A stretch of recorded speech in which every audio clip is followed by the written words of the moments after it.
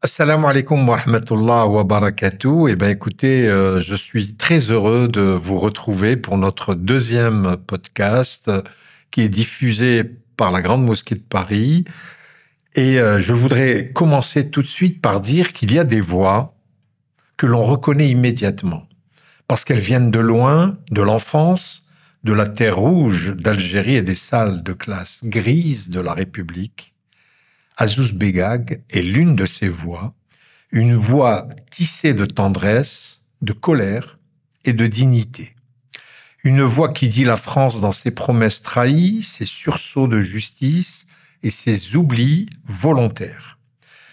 Aujourd'hui, alors que notre pays traverse un moment de grande inquiétude, de grande crispation, je suis honoré de recevoir ici, dans cette grande mosquée bâtie par les anciens, celui qui fut le gon du Shabbat, mais qui est devenu bien plus, pour moi, à mes yeux, à la fois un veilleur, un écrivain, mais également un passeur.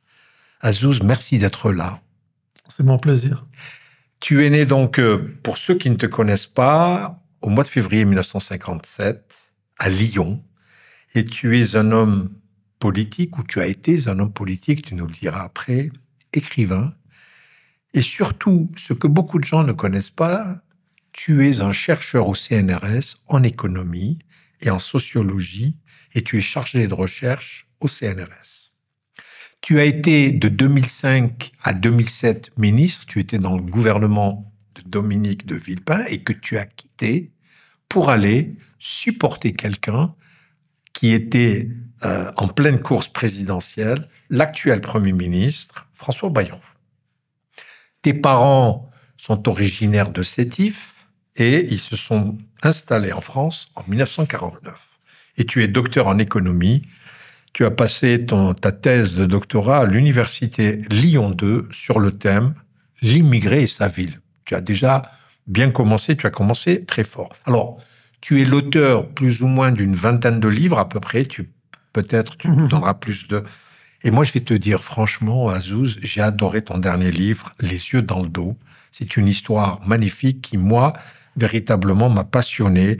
C'est paru aux éditions Éric Bonny. Alors, sincèrement, Azouz, on va aller directement au but et je vais commencer sans détour à te poser une première question. Le 27 avril dernier, un fidèle musulman a été assassiné dans une mosquée en pleine prosternation, en pleine prière. Et cet homme s'appelait Aboubaker Cissé. Il priait comme ton père priait, comme mon père priait. Nos pères le faisaient en silence, discrètement, avec beaucoup de ferveur et beaucoup de dignité. Et pourtant, malheureusement, Azouz, ce crime a été relativisé, dissimulé sous des formes et des formules extrêmement techniques. Le mot de terrorisme n'est jamais apparu, et encore moins le mot islamophobie qui fait toujours sursauter de nombreuses personnes. Il n'y a pas eu de deuil national, et je crois, je peux le dire, peu d'émotions républicaines. Azouz, toi qui connais les mots et leur silence, que dit ce meurtre pour toi, et ce silence notamment autour de ce meurtre? Est-ce le signe qu'un fidèle musulman en France, aujourd'hui, peut être tué sans troubler la collectivité, la conscience collective française? C'est ma première question. Et tu peux répondre à tout ce que tu as envie. Ça me fait vraiment plaisir de te recevoir, Azouz. Le meurtre de Aboubaker Cissé.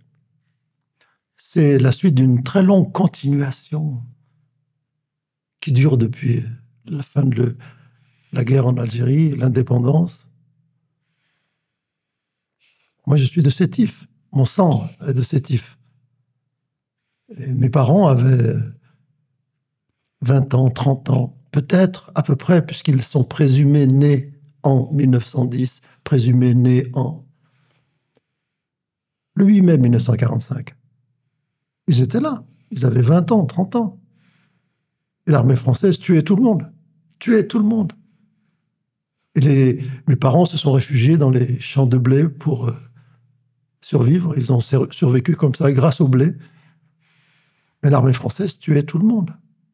Il n'était pas bon être musulman ou indigène, comme on disait à l'époque. D'ailleurs, rappelle-toi, on ne savait même pas quelle appellation donner aux populations natives. Les Anglais disent « the native population », « the natives », les gens d'ici, les Algériens. On ne savait même pas comment les appeler, les musulmans, les Français musulmans, les indigènes, les Arabes, l'appellation incontrôlée. C'était de ça une source de problème, ne pas savoir dénommer les voisins. Ce qui se passe aujourd'hui, franchement, c'est la suite dans laquelle, d'une manière générale, les Arabes, entre guillemets, puis depuis les années 80, les musulmans qui ont remplacé la notion d'arabe, on est dans la ligne de mire de l'électorat le plus radicalisé par le Front National de Jean-Marie Le Pen depuis 1975. Pour gagner des élections, il y a deux choses. Il faut être méchant. Il faut rentrer dedans et avoir un bouc émissaire. Et il se trouve que dans les années 75, au moment de la fin des 30 glorieuses, des 30 années de croissance économique très importante, au cours desquelles les migrants algériens en particulier étaient accueillis plus ou moins ici, parce que la France avait besoin de main-d'œuvre. C'était une légitimité normale que les gars soient là. Mais on pensait qu'ils allaient repartir quand même. Et c'est à partir de 75 que Jean-Marie Le Pen a décidé de remettre en cause la légitimité. Jean-Marie Le Pen, le tortionnaire d'Algérie, chef du Front National, a décidé de porter les stockades et de viser en particulier ces Algériens. Bon, vous voyez, en ce moment-là, je dis Algériens, mais pour les gens, c'était un peu des Arabes. Bon, qu'on n'aimait pas trop. On ne sait pas pourquoi exactement, mais les Arabes... On ne les voyait pas beaucoup. Non, parce qu'ils étaient cachés dans les bidonvilles, comme mes parents, et ils sortaient le matin à 6h pour aller bosser, et le soir, ils rentraient à 18h pour aller se restaurer, retrouver. Il n'y a que leurs enfants qui étaient petits qui allaient à l'école de France, à l'école. Mais eux, les migrants, on ne les voyait pas. Ils étaient planqués, cachés, dissimulés dans les bas-fonds de la société française, dans les bidonvilles. Le meurtre de Boubacar Sissé. Mais il y en aura d'autres. Pendant les années 75, il y avait de très nombreux meurtres d'Algériens en particulier. Il y avait des mouvements, c'était des dérivés de l'OAS, mais en France, le groupe Delta, je crois. C'est ça, le groupe des Delta. anciens pieds noirs qui étaient bourrés de haine vis-à-vis des Algériens et peut-être des Arabes aussi. Pas des musulmans, parce que ça ne voulait rien dire dans les années 70, musulmans. La première fois que l'islam est entré par effraction dans ce pays à la télévision, c'est avec l'Ayatollah Khomeini en 1979. Mais avant, il n'y avait pas l'islam. Il y avait les travailleurs qui sentaient mauvais, qui crachaient par terre, qui n'étaient pas comme nous, qui restaient toujours entre eux, mais pas d'islam. Et c'est à partir des années 80 qu'est né le problème de l'islam dans la société française, et que les gens se sont sortis un peu de la visée des Algériens et des Arabes, et se sont concentrés sur la haine des musulmans, qui est aujourd'hui... Mais quelle idiotie de vouloir essayer de titiller... Est-ce que c'est bien de l'islamophobie ou alors de la haine anti-musulmane? Il faut savoir... Mais tout est amalgamé dans ce pays, tout est amalgamé. La plupart des gens pensent que tous les Arabes sont musulmans et que tous les musulmans sont des Arabes. Quand vous leur dites le contraire, je leur dis, tous les musulmans ne sont pas des Arabes et tous les Arabes ne sont pas des musulmans. Les gens ne comprennent rien. Comment ça? Ben oui, vous allez en Palestine, vous allez en Syrie, au Liban, il y a des musulmans, des Arabes chrétiens. Les gens commencent à réfléchir. Ah bon? Ben oui. Donc, choisissez les mots que vous voulez utiliser. Tous les musulmans, tous les Arabes ne sont pas musulmans. Moi, je suis allé plusieurs fois en Indonésie, il n'y a pas d'Arabes. Hein. Il y a des musulmans. Il y a beaucoup de musulmans. Donc, ce qui se passe aujourd'hui, c'est que tout le monde patauge dans cette boue marécageuse qui sert d'une manière tellement subtile le Front National et les intérêts de Marine Le Pen et de son parti, qui sont en fait animés par la haine. Pas des immigrés qui viennent de l'Ukraine ou de l'Europe de l'Est. Des musulmans. Qu'est-ce que tu veux discuter après sur le petit C ou le petit I, le point sur le I? Mais oui, ils n'aiment pas l'islam ni les musulmans. C'est amalgamé tout ça. Et que François Bayrou défende aujourd'hui ce terme d'islamophobie. C'est bien, d'autant plus que lui, il a reçu, enfin, ses ancêtres, chez lui à Pau, l'émir Abdelkader, dans son château, qui est resté quelque temps là-bas. Mais lui, il a compris. Et Retailleau, par exemple, le ministre de l'Intérieur, il a compris, lui, que si, bon, il faut aller braconner en politique, sur le terrain du Front National. Et attirer, comme Sarkozy le fit naguère, avec les racailles des banlieues, la compatibilité de l'islam avec la République. Quand j'étais ministre, eh bien, Retailleau est en train de faire de la... Je le dis à tous nos amis qui nous regardent ou qui nous écoutent. Monsieur Retailleau, il fait de la politique. Savoir s'il aime les Arabes, les Algériens, les musulmans, on s'en fiche. Il fait de la politique. Il veut gratter l'électorat du Front National. Il leur dit, moi, sur le terrain de l'identité française, de la trop grande visibilité de l'islam, de ce, entre guillemets, de ce grand remplacement que nous refusons avec les électeurs du Front National, vous pourrez compter sur moi, il leur dit. Vous n'avez pas besoin de voter pour Bardella ou Madame Le Pen. Je vais faire le boulot à leur place et je vous le dis aujourd'hui. Voilà. C'est de la politique. Alors, des gens de la communauté sont outrés par les propos ou alors le refus, même celui de mon ancien collègue Gérard Larcher, président du Sénat. Moi, je le connais depuis longtemps. Je sais sa pensée. Ces gens-là, ils font de la politique. Gérard Larcher a hésité avant d'accepter qu'il y ait une minute de silence. Je sais très bien, c'est pour ça que je le cite, lui. Donc, malheureusement... Donc, c'était une posture où les masques sont tombés Mais on ne nous aime pas. Ils ne nous aiment pas. Voilà.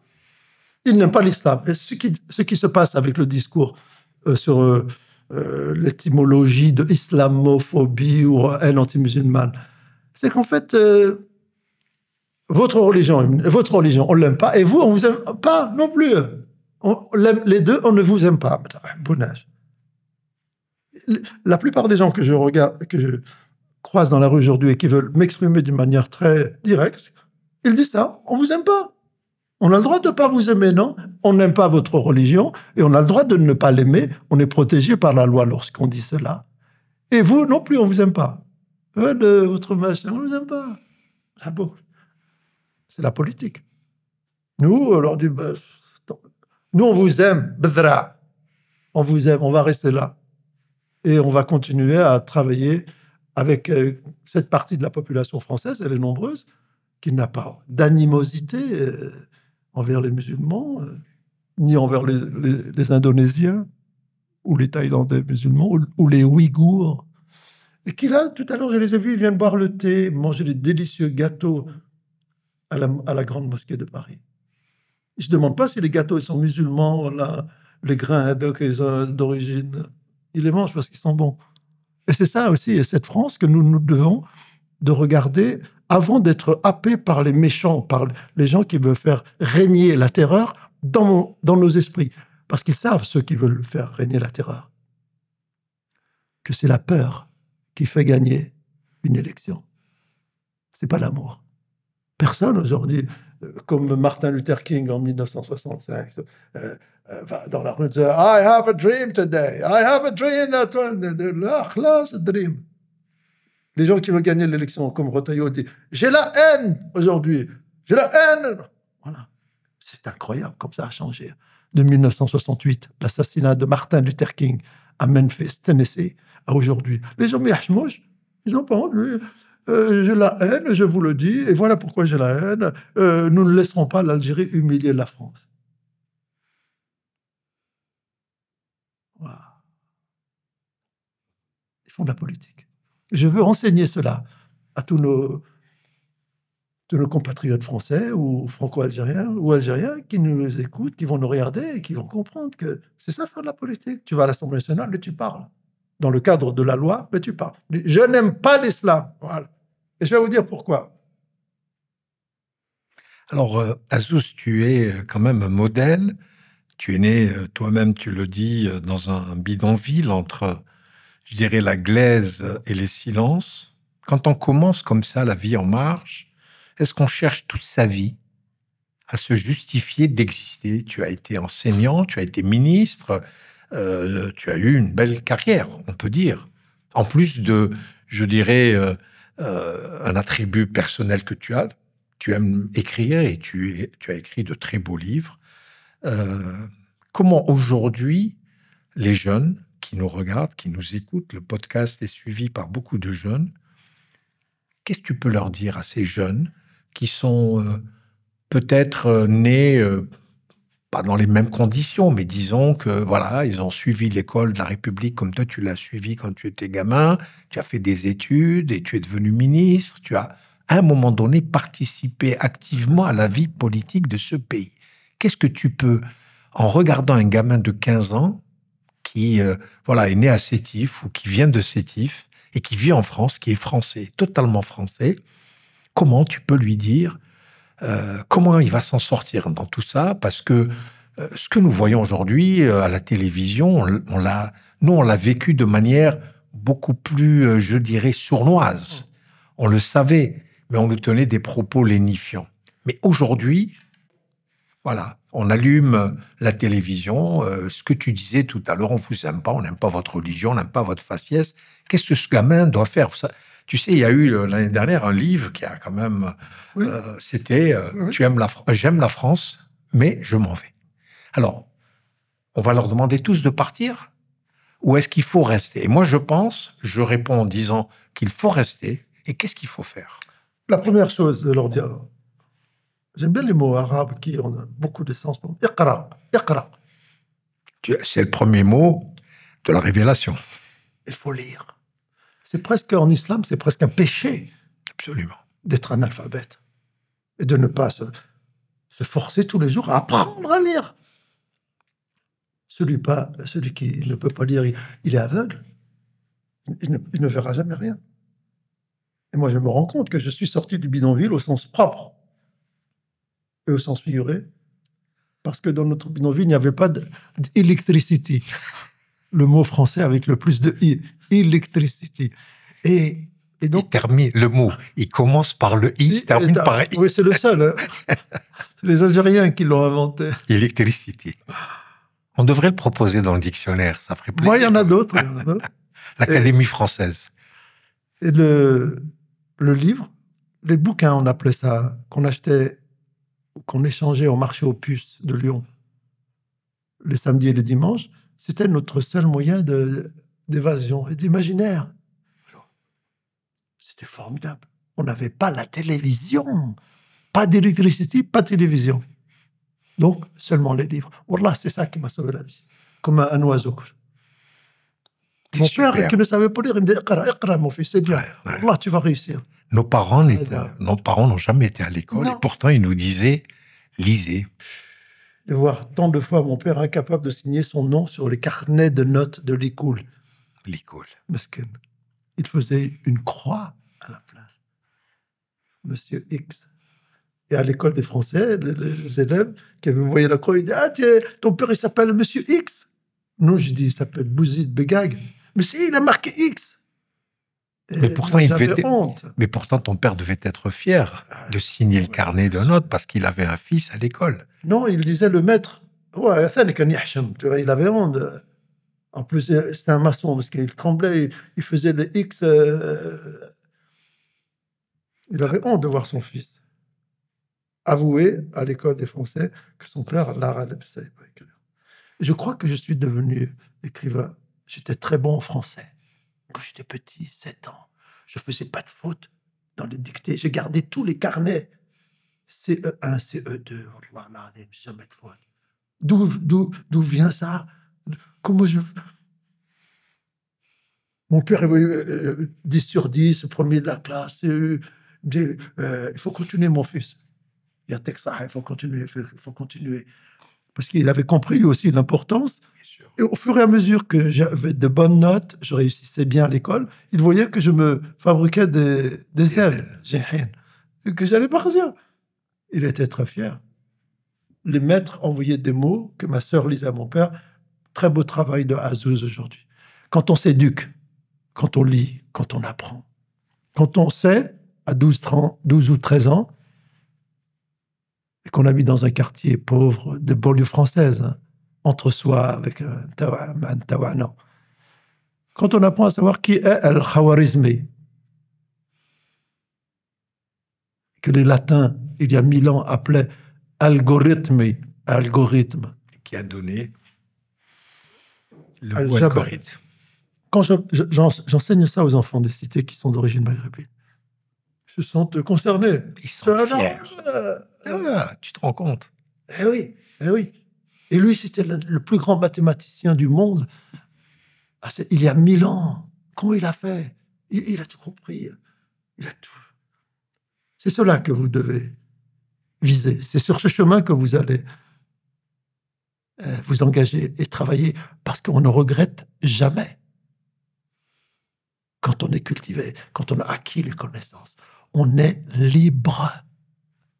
Quand on a acquis le savoir, on a acquis la liberté. Je l'ai acquise très tôt, cette liberté. Je pouvais parler dans un français excellent. Et c'est cela qui m'a permis, 30 ans, 40 ans plus tard, de devenir ministre de la société française et de m'exprimer à l'Assemblée nationale et partout dans un langage châtié, sans faire aucune faute.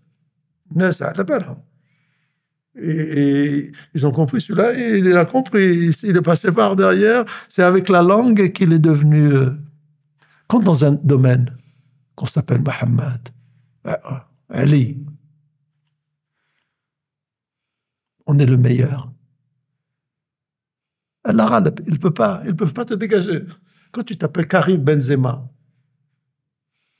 et que tu es le meilleur football, tu as le ballon d'or. Ce sera difficile, mais tu es le meilleur au Real Madrid, pas en France, au Real Madrid. Alors là, c'est le meilleur joueur. Quand tu t'appelles Lamine Yamal, Barcelona, aujourd'hui, fait 17 ans. Tu t'appelles Lamine ou François, Joachim, Pablo, tu es le meilleur. Il vaut 1 milliard d'euros sur le marché mondial parce qu'il est le meilleur. Voilà ce que je leur dis aux enfants. En anglais, on dit never give up. Never give up. Tu as 12 ans, 13 ans. Regarde, il y en a plein dans ta cité là, qui sont dans le monde de la drogue, qui sont de haraga, qui sont dans le monde du poison de l'argent. C'est un poison. Wallah, c'est un poison. Ne regarde pas ça.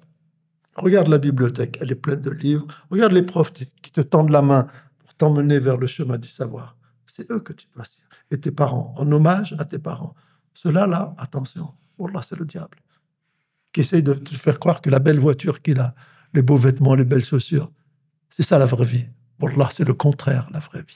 Et dans tes souvenirs, est-ce que tu gardes le nom d'un instituteur, une institutrice? Bien sûr, Georgette Gattari, c'est ma maîtresse d'école maternelle. Elle est morte il y a 5 ans, à l'âge de 85 ans. J'ai été son héros toute sa vie. Elle m'a sorti de mon bidonville et elle m'a emmené à l'Élysée. Et elle disait à tout le monde dans les rues à Lyon, c'est mon fils, c'est comme mon fils. C'est moi qui l'ai fait connaître les livres. Regardez, je suis, en tant que prof, tellement fier d'avoir sauvé un gamin de ce bidonville. Et elle a mis dans son cercueil, le jour où, à l'église, je suis allé prononcer les derniers mots d'amour à cette prof qui m'avait sauvé la vie, elle a mis le livre Le Gone du Shabbat dans le cercueil. Waouh! Elle voulait partir avec. Ben ça aussi, c'est quelque chose. C'est ça la France. C'est ça la France. C'est aussi ça la France. Absolument. C'est pas Hadouk, mais c'est aussi ça. C'est ça la France. C'est ça. Vous avez saisi les miracles de Kader. Hein? Absolument. Absolument. Alors que nous, quand on est attaqué par les méchants, avec les racistes, ils nous abîment le cœur. On a envie de ne considérer que ce qu'ils disent et réagir, se battre ou pleurer ou se plaindre. Là. Il y a un chemin qui s'ouvre ici, celui de l'intelligence, de la langue. Quand tu parles un Français raciste, sa langue mieux que lui, ou tu lui dis des mots qu'il ne comprend pas. Ça doit quelque part le chambouler à l'intérieur de soi-même. Karim Benzema et Lamine Yamal et Zinedine Zidane aussi, ils ont réussi leur vie avec leurs pieds. Il y en a aussi qui peuvent réussir leur vie, c'est-à-dire trouver un équilibre, une posture digne dans la société, avec la langue. Kateb Yassine, 1945. Qui disait que le français, c'était notre butin de guerre. On vous a appris la langue. Voilà. Mais on ne prend pas seulement la langue française. L'allemand, l'anglais, le grec, l'espagnol. Moi, je parle toutes les langues aujourd'hui. Et quand je suis appelé à parler de la francophonie dans le monde, je leur dis, c'est bien de parler français. 300 millions dans le monde qui parlent français, c'est bien pour vous. Mais le chinois, c'est bien, c'est 1 milliard, 2. Et je leur dis aux élèves, la combinaison de toutes les langues feront que, quand vous aurez 18 ans, 20 ans, vous pourrez sortir de Grigny, de la Courneuve, et vous pourrez aller partout dans le monde avec les langues étrangères et un passeport européen. C'est ça. Il faut en même temps parler d'une autre langue, qui est aussi une très belle langue, l'arabe, qui est aujourd'hui la 4e langue la plus utilisée dans le monde et qu'on ne veut pas ici en France dispenser. On a supprimé le CAPES, on a fait un certain nombre de choses pour que nos enfants n'apprennent pas l'arabe. Mais moi, je me suis rendu compte quand j'ai écrit Le Gon du Shahba, il y a 40 ans. Déjà. C'était le premier livre de la construction d'une mémoire collective. Nos parents ne savaient pas parler. Ils ne savaient pas écrire, ils n'ont pas écrit. Ce livre, c'est la première mémoire, la première pierre de la construction de la mémoire collective des jeunes issus de l'immigration maghrébine en France. Aujourd'hui encore, tous les jours, tous les jours. Je vois des jeunes hommes de 40-50 ans, des jeunes femmes. Monsieur Azouz Bekay, vous êtes venu dans mon école il y a 40 ans. Tu te souviens de moi, Samir Belhaj? Ah oui, bien sûr. Et alors, qu'est-ce que tu deviens? Alhamdoulilah, des élèves qui ont été tellement touchés par l'écriture de ce livre, parce que c'est leur histoire. Absolument. Ça résonne dans toute l'architecture spirituelle et osseuse de l'individu. Wallah, monsieur, c'est ton histoire, c'est la mienne aussi. Et ça, nos ennemis, ceux qui ne nous aiment pas, qu'est-ce qu'ils veulent faire? Ils veulent nous empêcher de créer une mémoire collective et donc d'être puissants, d'être forts. Et ils nous divisent, et c'est classique dans l'art de la guerre, dans l'art de diviser les autres pour mieux les dominer. Iqra, iqra. Ce mot, ce verbe, j'aime beaucoup. Alors, on va, j'espère pour ces jeunes, retenir ce conseil, Iqra. Et en même temps, moi, je voudrais revenir à ton œuvre littéraire, puisque tu as écrit quand même pas mal de bouquins. Et moi, je t'ai suivi. Alors, je les ai pas tous lus, hein, je vais pas te cacher. Mais comme j'ai dit, moi non plus, hein, je les ai pas tous lus. Mais tu les as écrits quand même. Ce que je voulais te demander, Azouz, parce que tes livres, qu'on le veuille ou pas, il y a beaucoup de spiritualité. Alors, tu parles pas vraiment de religion, non, mais il y a toujours beaucoup de foi. On sent quand même quelque part qu'il y a ce monde de la croyance, de la spiritualité, de cet islam, qui est l'islam de nos aînés, qui est un islam très simple, populaire, celui comme ton père, d'être solidaire, d'être bienveillant. Tout à l'heure, tu disais, quand ton père faisait ce fameux X, à travers cet homme, il y a beaucoup d'humilité. Et moi, j'adore, je dirais, le parcours de nos anciens qui ont toujours courbé l'échine, sans mettre le genou à terre, mais ils étaient quand même humbles, ils étaient simples, mais quand ils étaient seuls, ils avaient... C'est pour ça que cette prosternation du pauvre Aboubacar Cissé m'a beaucoup touché, parce qu'il y a beaucoup, ici, en France, des nôtres qui, tous les jours, se sont prosternés alors qu'ils vivaient dans des conditions terribles. Parce que moi, je pense que ton papa, ta maman n'étaient pas très fiers de vivre avec leur famille dans un bidonville. Ils n'avaient pas d'autres moyens. C'est pour ça que pour eux, aller à l'école, c'était presque une obligation. Alors donc, pourquoi cette façon de faire des clins d'œil ou d'être dans un message subliminal? Mais tu parles beaucoup, on sent quand même, moi, quand je te lis, alors c'est vrai que je suis très croyant, mais en même temps, quand je te lis, alors est-ce que c'est un mauvais côté assez subjectif? Mais tu confirmes quand même qu'il y a énormément de spiritualité, de croyance, même si tu parles pas de religion. Le dernier, ton dernier livre, on le sent, tu parles beaucoup de l'émir Abdelkader avec une affection particulière. Oui, oui, oui. Et donc, voilà, j'aimerais que tu nous parles de cet C'est aspect. pas pour l'émir Abdelkader, c'est pas pour la spiritualité. C'est plus pour ses connaissances. Il savait lire et écrire à 6 ans, 7 ans, et il connaissait les philosophes grecs là-bas à la Ghetna, avec son père Mahieddin, soufi, érudit, plein de connaissances et de sagesse. Il n'y avait pas Internet, hein. Pas encore, ni le téléphone portable. Comment ils ont fait? Ouais, comment Parce que eux, ils ont été vraiment chercher la connaissance. Quand tu parles des livres, eux, ils ont été les chercher. Il n'y avait pas la bonne bibliothèque à côté.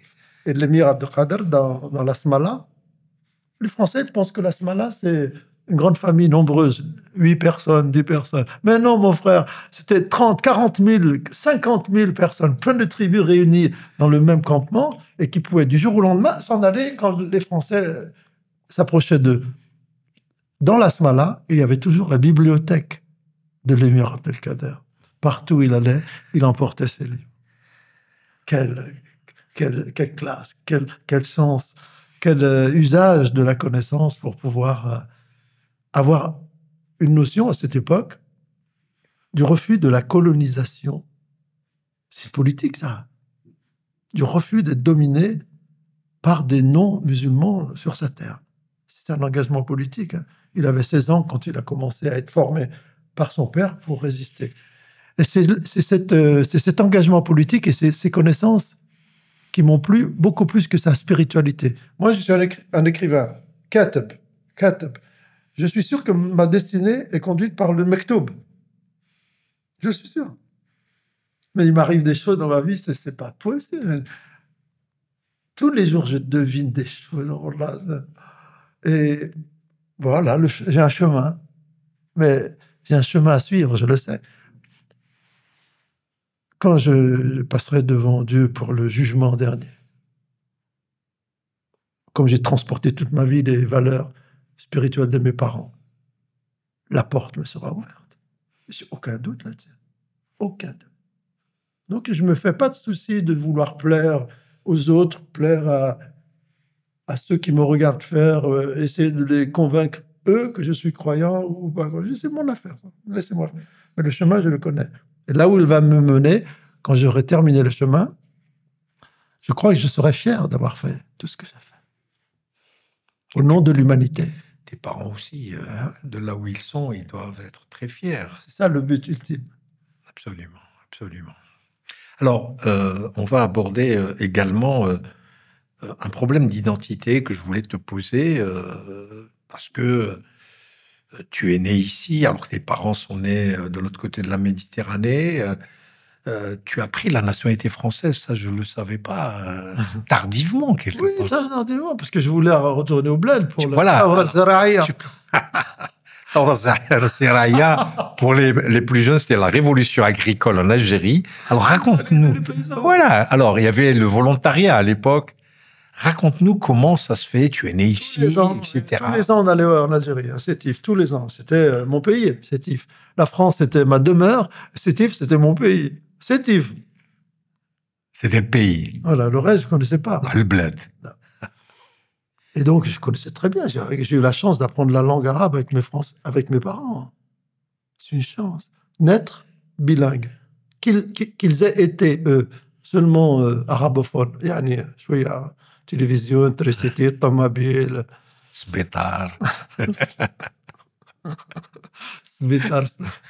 Un jour, il y a un pied noir dans mon quartier, il m'a dit, tu sais comment on dit un pied noir d'Algérie, l'hôpital en algérien? J'ai dit oui, Sbetar. Il m'a dit non, le mustashfa.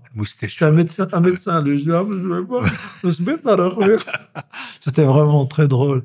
Je connaissais l'Algérie de mon enfance comme ma poche, l'Algérie de Sétif. Je pouvais, et en parlant avec les gens. Et donc, j'ai une fibre algérienne depuis ma naissance. Mais, quand j'ai eu 18 ans, 19 ans, que j'étais à l'université, que j'avais un cursus très positif, prometteur, et qu'on m'a demandé de venir faire l'armée, 2 ans, J'ai dit, ah non, là, je ne vais pas laisser mon travail ici, Elle est ma vie formidable. pour aller à Service national. service national. Donnez-moi les moyens, je vais servir l'Algérie là, à Lyon, avec un service national adapté à ma situation d'immigré. Qu'est-ce que je vais aller faire moi? Non, donnez-moi des sursis que je puisse. Ils m'en ont donné un, deux. Après, ils m'ont dit, Khlas, si tu veux avoir un sursis maintenant, tu dois aller à Alger. J'ai dit, mais si je vais à Alger, comment je vais faire pour revenir? 2 ans après, à partir de là, j'ai arrêté d'aller en Algérie pendant 10 ans, 15 ans, 20 ans. Je ne me souviens plus. J'ai été banni à cause du service national. D'accord. Et finalement, j'y suis retourné longtemps après, mais les liens se sont distendus avec l'Algérie. Mais l'Algérie a tellement changé, elle aussi, depuis les années 80. Donc tout le monde a changé. Moi, je n'ai pas regretté d'avoir suivi le chemin qui a été le mien. On a tous des maisons là-bas, à Sétif, les maisons du retour, qui sont squattées par des locataires qui n'ont pas d'argent pour payer, donc qui n'ont pas les moyens de refaire la maison. Donc les maisons partent en ruine, elles vont mourir. Et puis l'Algérie du retour sera définitivement écartée de nos projets de vie. Et la question que je pose aujourd'hui, c'est, après mon décès, où serais-je inhumé? Mon frère, mes parents sont à Sétif, dans un très très beau cimetière, très ancien, avec le symbole de l'égalité, de la simplicité, de l'humilité la plus totale. J'aime cet islam-là, au moment de la mort. Est-ce que je veux être près d'eux ou près de mes filles qui sont là? Le dilemme identitaire, c'est ça. Et tu ne te sens pas un jour français, le lendemain algérien? Dans ta tête, tu es toujours français, tu es toujours algérien? À cette question,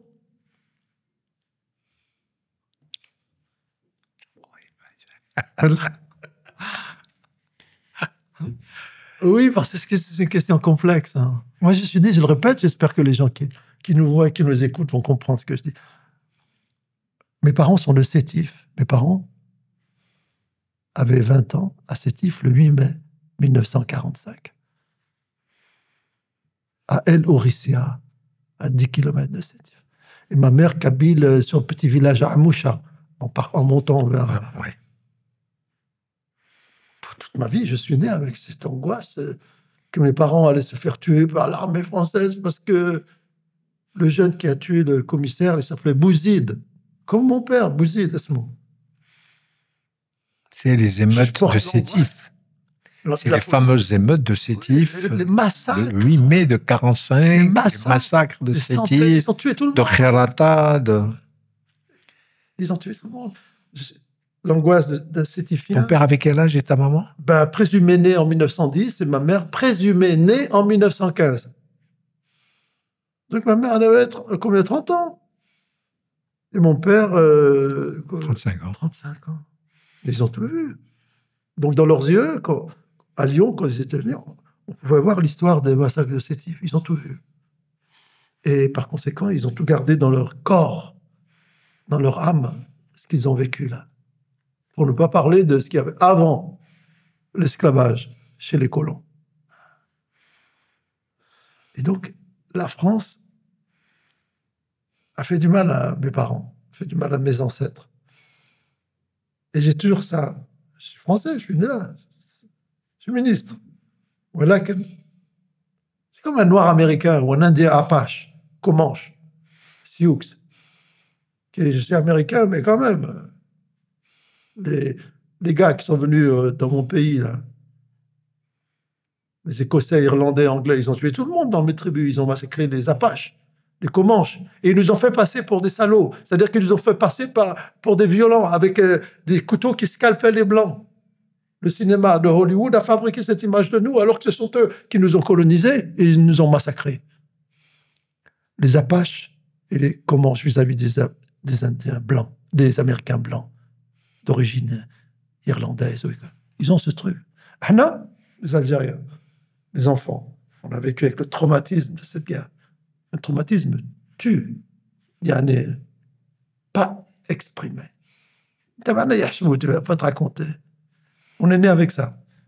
J'espère que quand je vais m'approcher de la mort, ces nœuds vont se résorber. Je pourrais respirer. Pour l'instant, j'ai du mal à respirer. Donc le concept de binationalité Oh, n'a pas de sens. non. Non. Certains disent j'aime la France et l'Algérie et je peux pas faire de différence comme je pourrais pas faire de différence entre l'amour que je porte à mon père et à ma mère. Oui, c'est possible. Mais surtout, moi, j'aime le concept d'identification plutôt que le concept d'identité. Identification, c'est plus mobile, c'est plus ouvert au changement. Moi, quand je vais au Brésil, j'aime beaucoup les Brésiliens. Il y a beaucoup de Libanais, d'ailleurs. Wallah, je les considère comme mes frères. Ils ont le même visage que nous. Et c'est des frères. La samba. Et j'aime les gens, moi. J'aime rencontrer les gens. Je suis allé en Grèce pendant 7 ans. Et là, tu es français ou algérien quand tu arrives au Brésil? Français, oui. Avec mon passeport français, personne ne parle avec moi. Quand je suis allé 7 ans en Grèce, là, trois fois par an, j'ai appris le grec. Non. Mais là où est le Nika? Pourquoi? Parce que j'aime apprendre la langue des autres. La langue de... Je vais apprendre ta langue. Allez, parle avec moi en grec et je veux pas... Et j'apprends le grec. Les gens me disent, comment tu as appris le grec? Parce que j'aime apprendre le grec et la langue. Tu aimes les gens. L'hôpital, en grec, c'est pas Sbetar ou le Mesteshfa, c'est nosokomia. Nosokomia. Où est l'hôpital? Comme je suis vieux, je prépare des phrases. S'il vous plaît, où est l'hôpital en Grèce? Je leur dis, Parakalo, pou ine to nosokomia. Et quand on dit en France, quand tu es allé à l'hôpital et que tu as chopé une maladie nosocomiale, c'est ça. C'est que tu as attrapé une saleté à l'hôpital. Moi, ça me plaît d'apprendre l'étymologie de la langue française et de l'enseigner aux Français. Tocardia, le cœur. Tocardia.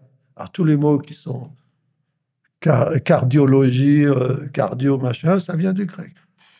Donc, quand je vais en Grèce, j'apprends le grec. Quand je vais aux États-Unis, j'ai enseigné aux États-Unis. I speak English with the students. Many places.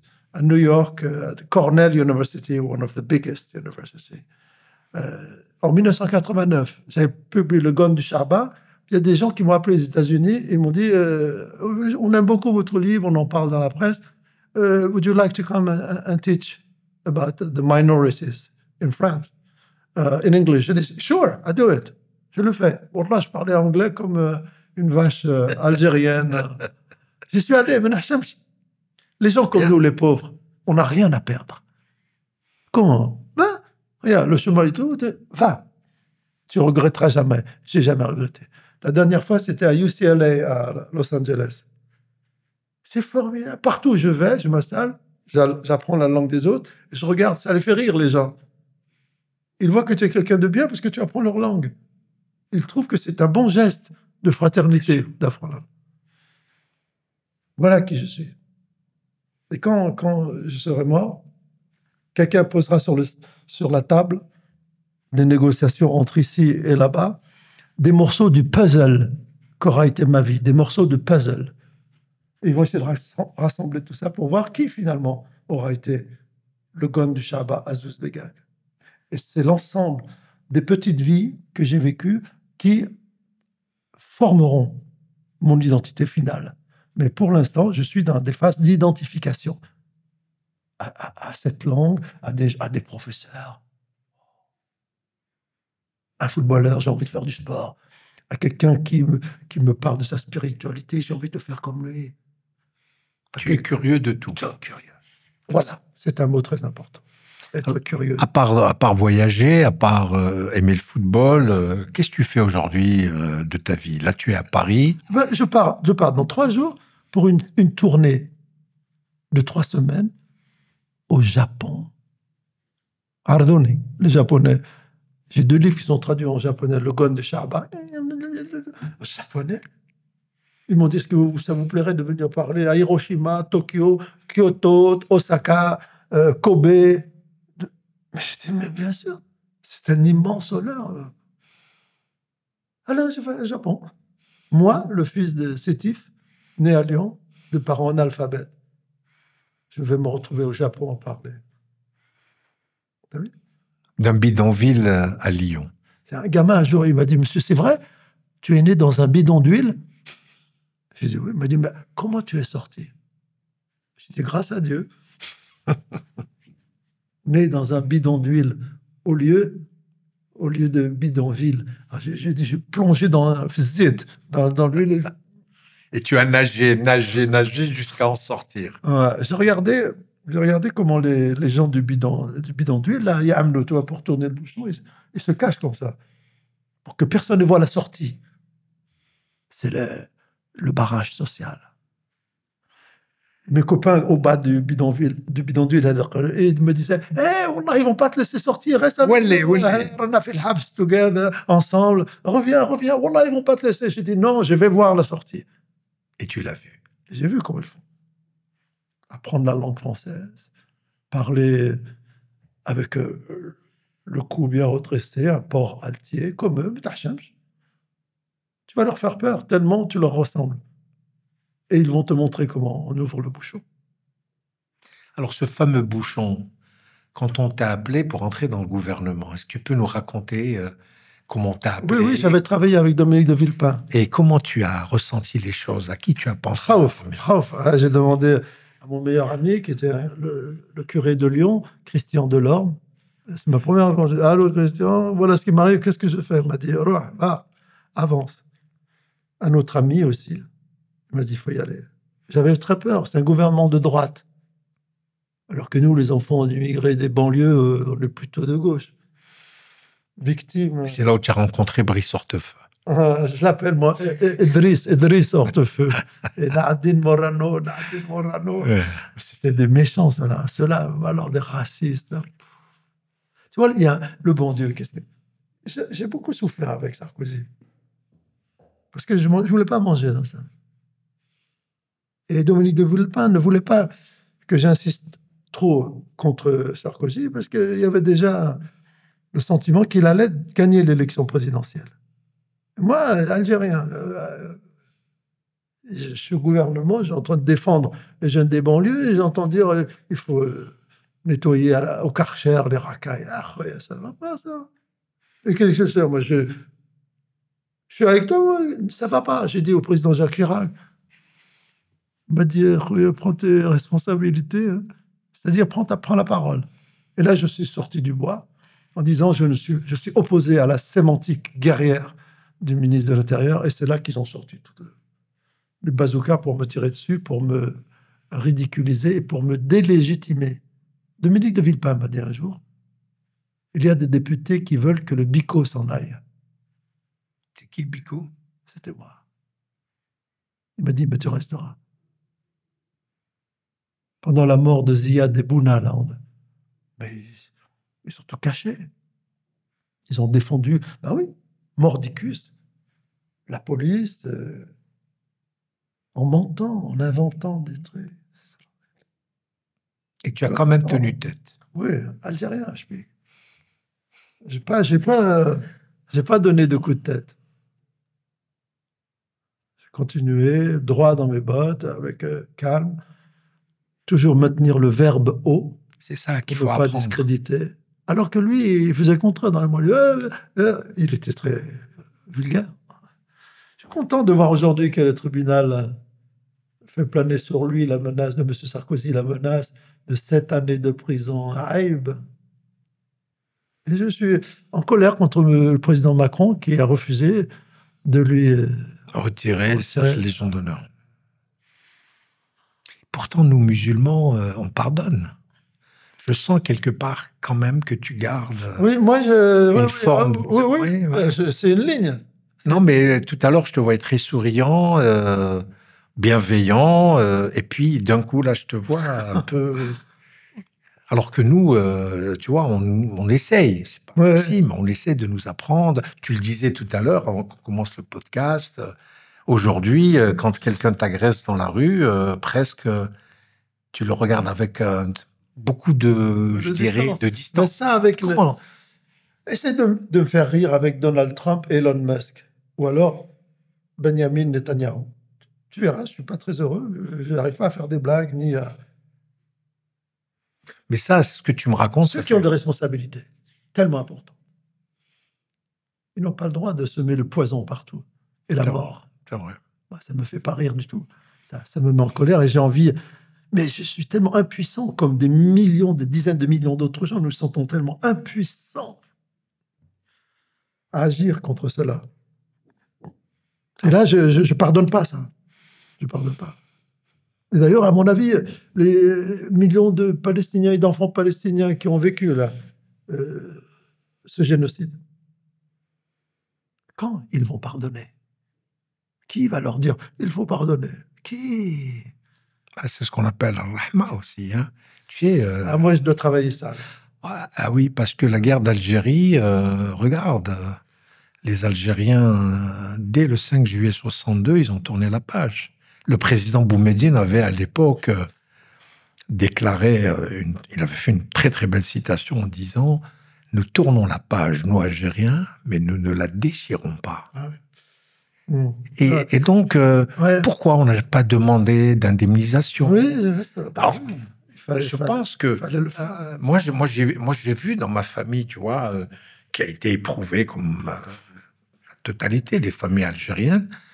Moi, j'ai eu un frère qui est mort à la guerre, une sœur qui a été torturée, et puis pourtant, en 62, on a dit, mes parents ont dit, on tourne la page. Et aujourd'hui, toi, tu vois, alors, c'est vrai que lorsque toi, tu as été humilié, il faut que tu saches, j'espère que tu l'as su, c'est que nous tous, on a été humiliés. Ce que toi, tu as vécu à la fois à l'Assemblée nationale, à la fois en tant que ministre, et comme tu dis, non seulement on a cherché à te délégitimer, et tout à l'heure, quand j'ai dit que tu étais docteur en sciences économiques, je voulais montrer que, contrairement à ce qu'on a essayé de faire passer, en fait, que tu étais un peu l'arabe de service. L'arabe de service. Tu étais venu... Il faut dire les choses. On est venu, tu es rentré dans le gouvernement parce qu'on voulait qu'il y ait un arabe dans le gouvernement, mais en fait, tu n'avais ni capacité, ni compétence. Quand on s'est rendu compte que c'était écrivain, Azouz Begag était écrivain. Non, il doit avoir quelqu'un qui écrit pour lui. Et donc, c'est pour ça que c'est important pour moi de mieux te faire connaître. Et là, franchement, je ne suis pas content. Parce que tu me dis... Moi, je m'attendais à ce que tu me dises, c'est une vieille histoire. Voilà, je la regarde avec beaucoup de distance. Ça m'a fait mal à ce moment-là. Non, je sens que... Je suis en colère. Tu es en colère. Ça m'a fait vivre la colère. Attends, mais Azouz, je te comprends. Peut-être que si j'avais été dans ta situation, je serais peut-être aussi en colère. Mais encore une fois, on est regardé par des jeunes. J'aimerais qu'on leur donne... Alors, sans que tu te renies, hein, et puis on est là tous les deux... On a, comme tu dis, chacun de nous a été humilié pendant son parcours. Et tu sais, moi, j'étais avocat et comme je n'ai pas d'accent, comme j'ai pas les cheveux frisés, on n'était pas très sûr que je sois algérien. Donc, on a tous vécu ces petites humiliations. Vous avez vraiment fait vos études de droit, vous êtes vraiment avocat. Comme toi, tu es vraiment écrivain, tu es vraiment docteur en économie. Tu n'as pas piqué dans un bidon d'huile d'olive en diplôme. Et là, je te vois fâché. Tu es encore fâché. Je la revendique. Tu revendiques ta colère. Bon, c'est bien. Au moins... Il n'y a rien de pire. Quand je serai dans un EHPAD, là, quelque part, à Sétif.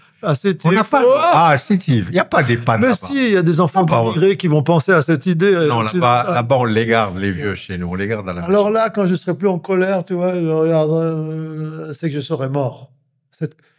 C'est un peu Malcolm X. C'est-à-dire que pour toi, j'aimais beaucoup ce type. Non, mais Azouz, c'est-à-dire que si toi, tu avais baissé les chiens à ce moment-là, quand tu entends des collègues du gouvernement taper sur ta propre communauté, bien sûr, bien sûr. La racaille, hein, c'est un peu nous. Ouais. Donc, si tu avais fait semblant de regarder ailleurs, peut-être que tu aurais eu un poste de ministre. Oui, c'est ce qu'il m'a proposé. D'accord. C'est quand même fou, quoi. Sarkozy m'a fait venir chez lui en me disant « faut arrêter la dispute là. Tu vas venir avec moi, m'avait-il dit à ce moment-là, à la Courneuve, là, pour rencontrer des jeunes. » Je dis, mais Hachem, regardez, il est avec moi. Ah non, ça va pas, non. Je lui dis, oui, on peut faire ça, mais sans les caméras. Non, ça marche pas, ça. Ben non. Mais on fait de la politique, comme tu disais tout à l'heure. Et il a compris qu'on ne pouvait rien faire de moi. Donc il fallait te dégager, te les délégitimer. Ouais. Et il avait tous les moyens pour faire ça. Ils en ont utilisé beaucoup. Hein. Mais je m'en fiche. Voilà, je m'en fiche. Et comment ça se fait que tu es parti donc, de ce gouvernement? Démissionné, oui. Tu as démissionné pour aller soutenir François Bayrou. Parce Qu'est-ce qui t'a que- poussé Parce que je savais que, à ce moment-là, en 2007, si François Bayrou arrivait à surpasser le score de Ségolène Royal, qui n'avait aucune chance de battre M. Sarkozy. Si François Bayrou, le type de centre-gauche, centre-droit, faisait mieux que Ségolène Royal, tous les gens de droite auraient voté, de droite modérée auraient voté pour François Bayrou, et toute la gauche aurait voté pour François Bayrou. Il aurait été, en mai 2007, président de la République. Mais il a perdu de 2%. Et c'est elle qui a gagné la deuxième place, et c'est elle qui a perdu, et c'est Sarkozy qui a été élu. Et quel regard tu portes sur l'actuel Premier ministre? Tu as des contacts avec lui? Non. Bah, le regard que j'ai aujourd'hui sur François, c'est celui d'un homme donc, je dis, qui est voisin de l'émir Abdelkader, là-bas, à Pau. Et c'est un homme qui œuvre pour la fraternité entre l'islam et la chrétienté aussi, comme le père de l'Orme. Hein. Mais il paraît qu'il est fatigué, Christian Delorme, c'est ce qu'on me dit. Ce mot-là, submersion migratoire, c'était très mauvais. Oui.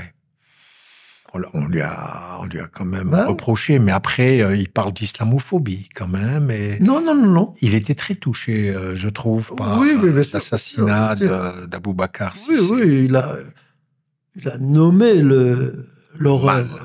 L'horreur. Ah oui. Mais sinon, voilà, il s'est embarqué dans une histoire difficile, avec un peuple qui est difficile à gérer, hein, le peuple de France. Je sais pas comment... Je lui souhaite de ne pas durer trop longtemps pour pouvoir vivre encore que dans son école de Beit al-Haram. Incroyable. J'en parlais avec Dominique de Villepin l'autre jour. Je lui ai dit, c'est quoi? Ce mot me paraissait tellement bizarre. Beit Haram. Et j'ai dit, Beit Haram. C'est la maison sacrée. Ouais. Oh, et c'est la maison du péché. Oui, ça. C'est terrible, hein, quand même. Et donc, ta vie politique est terminée. Demain, on t'appelle pour entrer au gouvernement, pour te présenter. J'ai rencontré Dominique de Villepin chez lui, là, il y a 1 mois et demi. On a parlé de tout et de rien, de l'Algérie.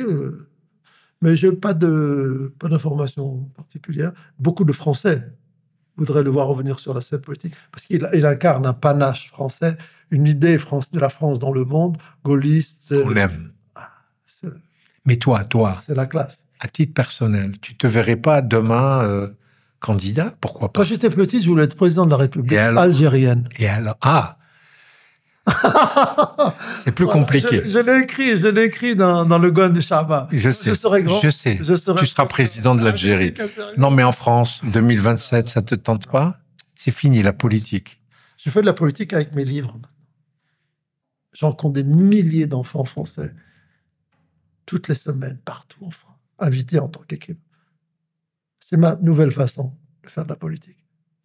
La politique, c'est un mot noble, en réalité. Oui, je le fus. On l'a plus maintenant. Maintenant, c'est fini. On est dans de la politique politicienne. Juste avant de m'en aller, parce que je dois rejoindre un débat que j'ai ce soir à la Grande Mosquée de Paris, à 18h. Dans ce livre-là, Les yeux dans le dos, il y a Ibn Arabi. Absolument. Dont l'émir Abdelkader s'est beaucoup inspiré. Hein. Et moi, j'aime beaucoup... Il a été enterré à Damas, oui. J'ai beaucoup travaillé pour écrire ce livre. Hein. Et il y a une phrase que j'aime beaucoup. C'est une puissance philosophique que j'ai fait mienne. Et qui est « Tous les chemins sont circulaires et ne mènent finalement qu'à soi-même ». C'est magnifique. Bon, on terminera avec cette très belle expression. Merci beaucoup, Azouz, de t'avoir prêté à ce jeu, donc, de ce podcast.